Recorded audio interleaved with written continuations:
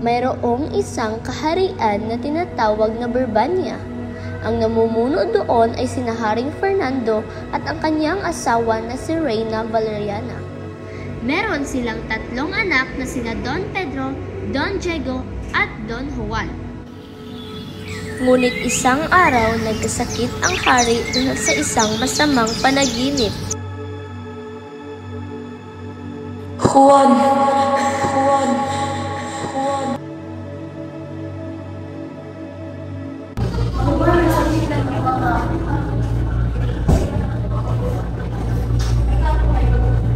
Narito na po ang magdadamo.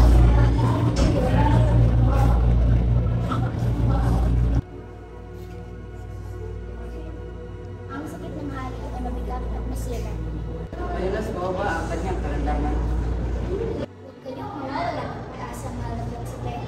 May mabisang gamot na magpapagaling sa akin. Kailangan niya lang mapakinggan ang awit ng ibon. Saan ba namin makikita ang ilong ito? Naninirahan ito sa bundok Tabor. Pakita ito sa isang punong tinatawag na Pedras Blancas na magtinan. Mga anak ko, nanghihina na ako. Maaaring mababawiin ang ibigay para sa akin.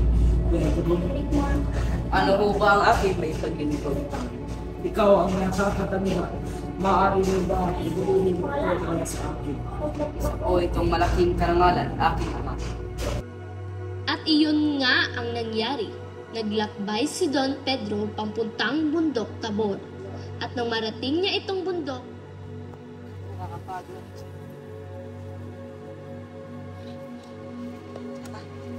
Na kaya ang bahay ng ibong yun? kaparehong kapalaran ang sinapit ng magkapatid. Nakinig ng awit at sila'y napahimbing. At sa pagkahimbing, napatakan ito at sila'y kawawang naging batong buhay din. Dahil sa hindi pagkabalik ng dalawang magkapatid, mas lalong lumala ang karamdaman ng hari. Ama, nais ko kayong gumaling. Maaari niyo po ba akong payagan pumunta sa Tabor upang huliin ang ibon at hanapin ang aking mga kapatid? Hindi maaari, anak. Ikaw na lamang ang nakitira sa akin. At kapag ikay ay nawalay, yak ako'y mga kayo. Ngunit ama, ang makita kang ganyan ay mas mahirap para sa akin. Patawarin niyo ako, ngunit kung hindi niyo ako papayagan, ako'y aalis na lamang ng labag sa inyong kalooban. Sige, anak. Naway magtagumpay ka na. Umalis ang paboritong anak ng hari kahit labag ito sa kanyang kalooban. Hindi tulad ng dalawang kapatid, umalis siyang 5 tinapay lamang ang baon at hindi siya sumakay ng kabayo. Sa bawat buwan ng paglalakbay ay saka lamang niya kakainin ang tinapay. Nang makalipas ang 4 na buwan, 1 tinapay na lamang ang natitira sa kanya. Sa kanyang paglalakbay, nakasalubong niya ang leprosong matanda. Ginoo, aawa ka. Ako po'y humihingi kahit kaunting pagkain lamang. Maraming salamat, Ginoo, sa inyong kabaitan. Ano po ba ang inyong bakay at baka maaari ko kayong matulungan? Ang aking ama ay may sakit at ang tanging lunas lamang ay ang awit ng Ibo Kalarna. Nauna na ang aking 2 kuya, ngunit 3 taon na noon sila ay lumisa. Ginoo, mahirap ang inyong binabalak. Ngunit maaari ko kayong matulungan. Pagdating sa bundok ay may makikitang puno. Huwag doon tumigil. Tumingin lamang kayo sa ibaba at may makikita kayong kubo kung saan naninirahan ng taong magbibigay sa inyo ng payo upang mahuli ang ibon. Mahaba pa po ang biyahe niyo. Kaya kunin niyo na po ito. Bibiro ka ba? Binigay ko na yan sa iyo. Ngunit mas kailangan niyo ito. Ginoo!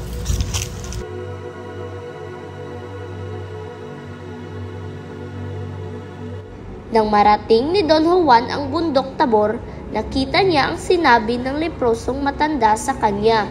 Nakita niya ang kubo at nagtungo doon.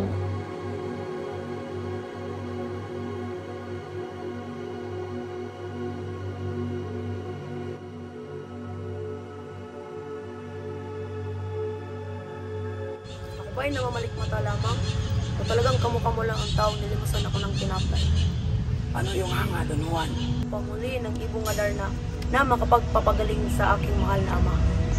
Hindi madali yung pakay, Don Juan. Sigurado ka ba sa iyong balak? Natiis ko po ang gutom, pagod at puyat sa paglalakbay. Desididong-desidido po ako sa aking pakay.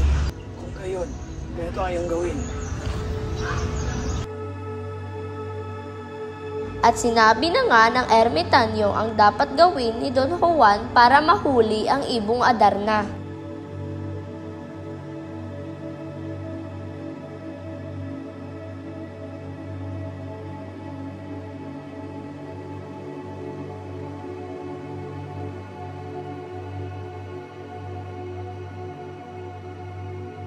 Nang masabi na ng ermitanyo ang lahat kay Don Juan, umalis na si Don Juan upang hulihin ang ibong Adarna.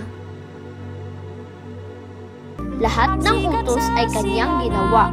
Sa bawat awit ng ibong Adarna, sinusugatan niya ang palad niya at pinapatakan ito ng dayap. Sa sobrang hapdi, siya ay nagigising. 7 sugat ang natamo niya. Naiwasan niya ang imot ng ibon at naghintay siya na mahimbing na ito.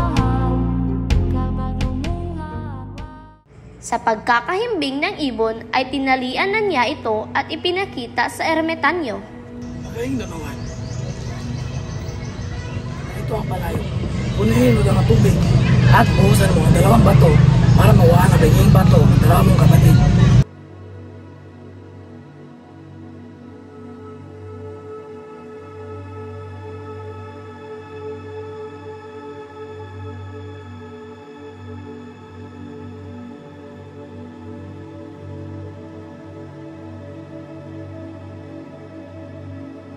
At iyon na nga ang ginawa ni Don Juan. Naging tao muli ang kanyang mga kapatid.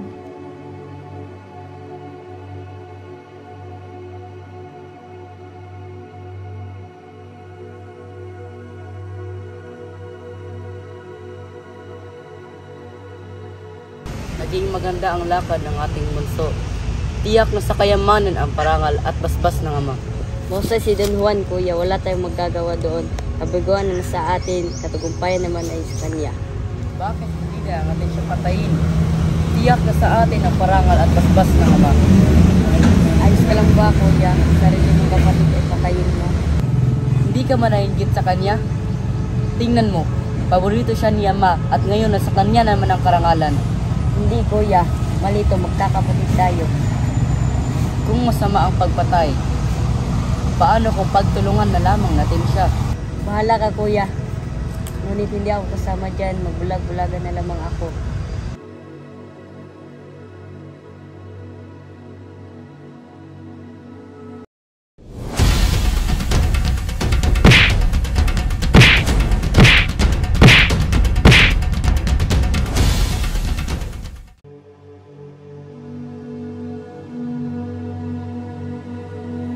Noong dumating si Don Diego at Don Pedro, inilagay nila ang ibon sa tabi ng kanilang ama.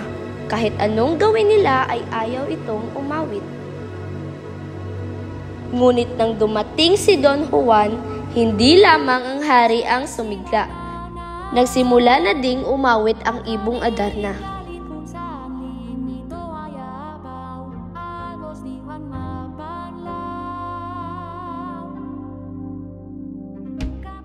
Anong ginawa niyo sa inyong kapatid? Bakit nagkaganoon? Dapat sa inyo ay magmamahalan ng lubos. Kayong dalawa ay mga taksil. Ama, mahabag ka. Anak mo din po sila. Sila po'y napatawad ko na at ako na po ang humihingi ng kapatawaran para sa kanila. Kung yan inyong nais, patawarin ko rin sila.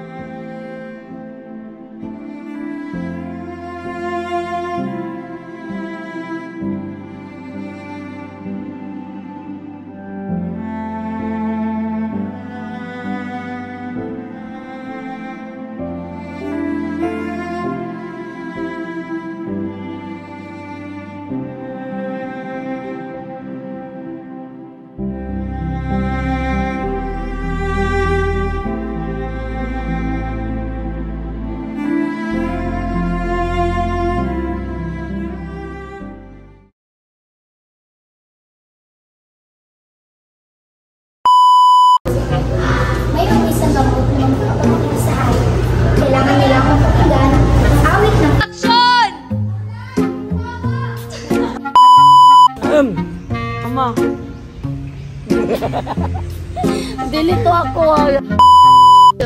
Ama, nais ko kayong gumaling. Maaari niyo po ba akong payagang pumunta sa tabor upang hulihin ang...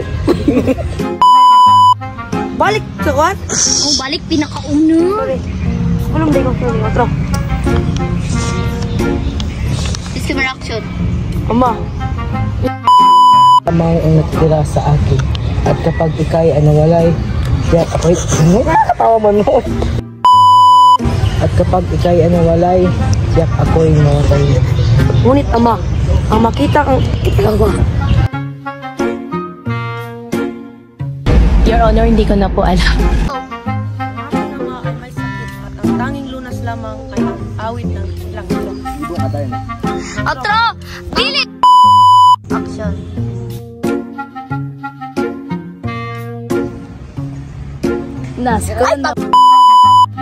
Lights, camera. Tanawa inyong papa. Lights, camera. Lights, camera, action! Go, go! Shut up, Karen!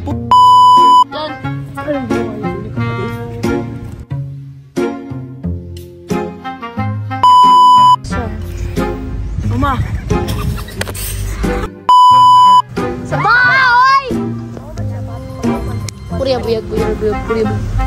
Tabi. 5, 6, 7, 8, 9, 10!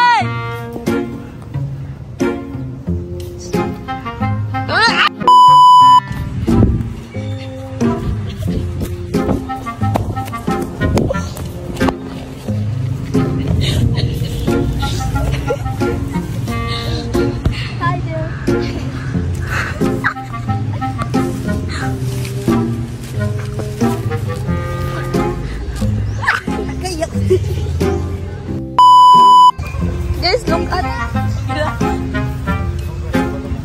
this, guys. Saman. Lapoy na. Mana?